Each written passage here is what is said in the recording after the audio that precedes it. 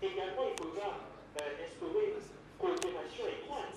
Lorsque chaque citoyen reverra sa caméra pour faire un blog sur la situation du pays, sois sûr que tout ce qu'il dit est vérifié et sourcé. Parce que cela, comme M. Betou l'avait dit, c'est de la diffamation. Donc, proférer des propos qui sont injustes.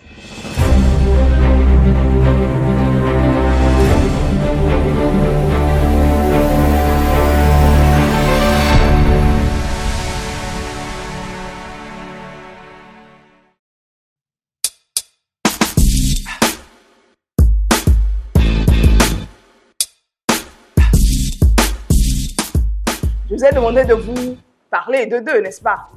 Lui, c'est une perle rare. Quand je suis avec Mademoiselle Grace, une amie que je viens d'avoir par JVF,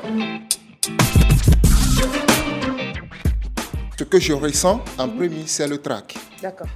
Une accélération de mon rythme cardiaque. Lorsque je me prépare, je vois que le trac diminue. La façon de gérer votre trac ne sera pas la même d'une personne à une autre.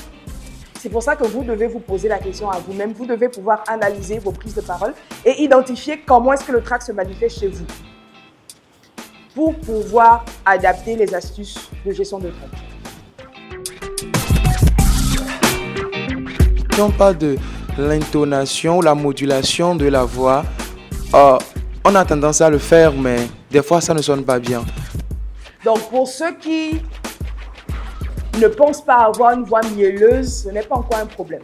On va plutôt aller regarder les trois caractéristiques suivantes. Intensité, intonation et débit. D'accord?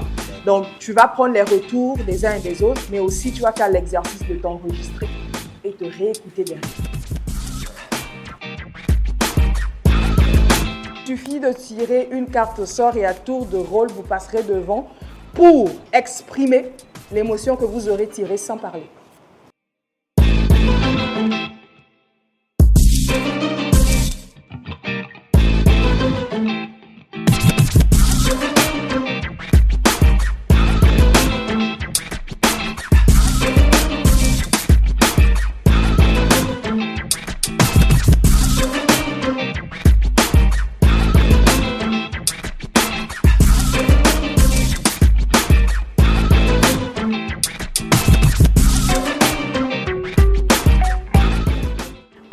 L'argument bien développé, bien illustré, accompagné d'un bon exemple, peut convaincre, peut même mieux convaincre que 3-4 arguments que tu viens m'aligner de façon superflue. Merci parce que les là en fait, les gens pensent que c'est du choquant. Ce sont des tics verbaux, ça alourdit votre message. Donc les voilà, les quoi, les donc, ce sont des tics verbaux, les d'accord, les alors, les n'est-ce pas. Ces petits mots qui reviennent régulièrement dans ton propos, ce sont des tics verbaux.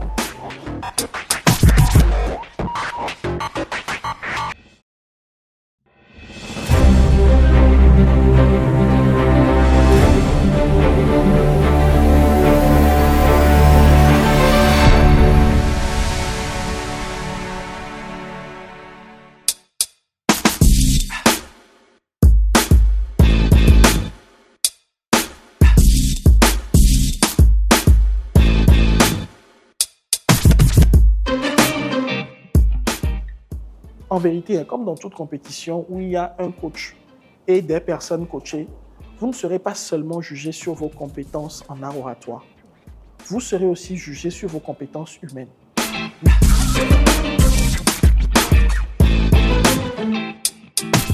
Je suis Adolphe Jopa, étudiant au département de psychologie à l'Université de Lyon. Et on a déjà commencé avec les formations. Donc, nous sommes en train d'apprendre les techniques d'art oratoire avec les coachs et pour essayer de maîtriser ces techniques-là avec lesquelles nous allons faire les débats le moment venu. On nous a appris comment gérer nos stress, comment gérer la gestuelle, comment nous tenir devant un public. Et je suis sûre que la manière dont j'étais venue hier, je ne suis plus la même. Je me suis améliorée. Je suis Sanla Alima, juriste de formation et entrepreneur.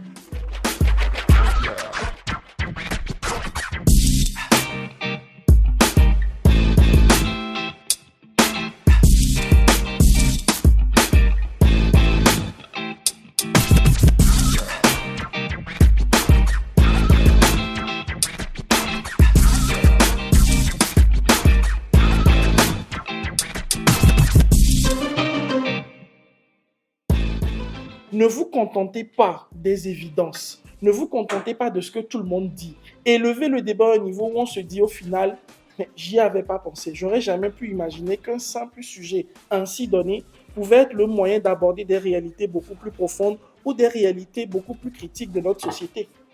Et au final, c'est ça les JVF.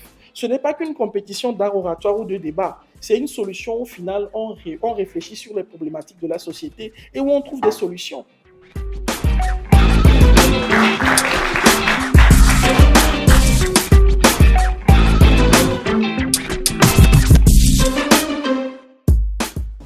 Moi, je parle souvent de 3 choses. La volonté, la motivation et la folie. Que vous allez vous retrouver dans la compétition, sachez être smart, être précis et pouvoir aller droit au but. Le temps aussi d'écouter votre corps, mais allez chercher vos limites et travailler là-dessus. Voilà, restez brillant, mais restez humain.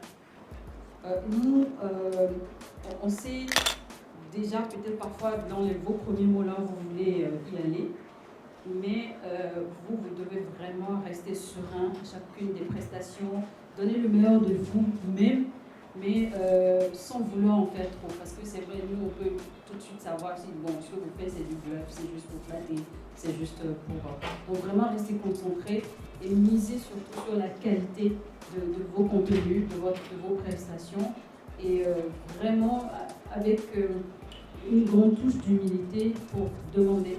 Il y a ce qu'on appelle un mina mazé. Ce que tu n'es pas, c'est ce que tu veux présenter.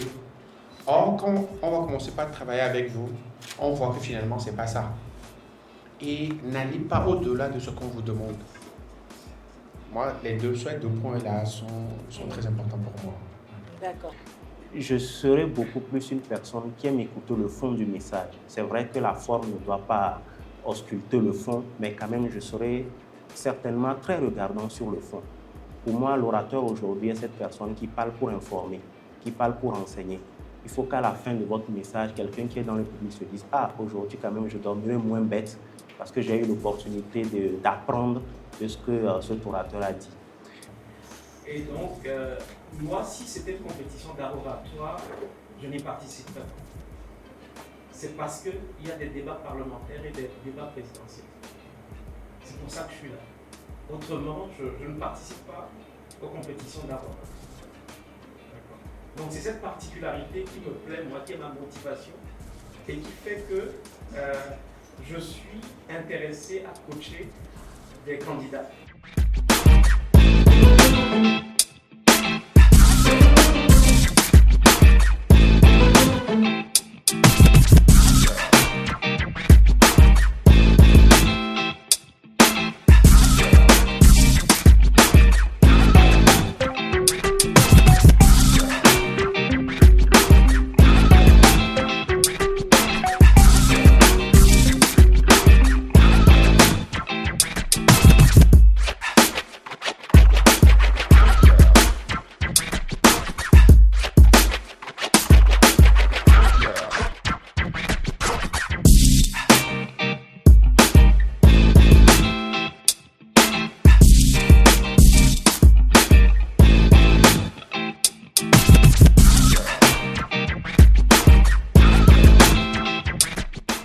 Je suis Adjoyara Grace Fiabo. J'ai fait une licence en mathématiques informatiques et je suis développeur d'applications. J'ai particulièrement apprécié ce qu'on nous a présenté les coachs parce que c'est avec eux qu'on va avancer dans l'aventure et pour moi c'est un point très important. Donc j'en suis ravie. Je suis Farida Mustafa, coach formatrice en art oratoire et en prise de parole en public, maîtresse de cérémonie et coordinatrice des joutes verbales francophones. Cette 11e édition des joutes verbales francophones se passe très bien. Nous avons démarré avec la phase de formation des différents candidats, 2 jours au cours desquels ils ont pu découvrir les techniques de prise de parole, mais surtout la particularité au JVF, donc les débats parlementaires. On leur a expliqué véritablement comment est-ce qu'ils doivent s'y prendre pour se démarquer lors de leurs débats parlementaires. Et À partir de mai, nous allons rentrer véritablement de plein pied dans cette compétition avec la première phase, la phase éliminatoire, la phase des cartes blanches. La toute première innovation, c'est que cette 11e édition, cette année 2026, nous avons 8 coachs au lieu de 4. Vous aurez le temps et l'occasion de les découvrir tout au long de cette compétition. Nous avons 8 coachs cette année et donc nous ferons 2 poules de coachs qui vont véritablement accompagner les différents candidats. Mais aussi une autre innovation, c'est que nous avons une phase de joker. Et là également, je ne vous gâche pas la surprise, vous aurez l'occasion de le découvrir lors des premiers débats.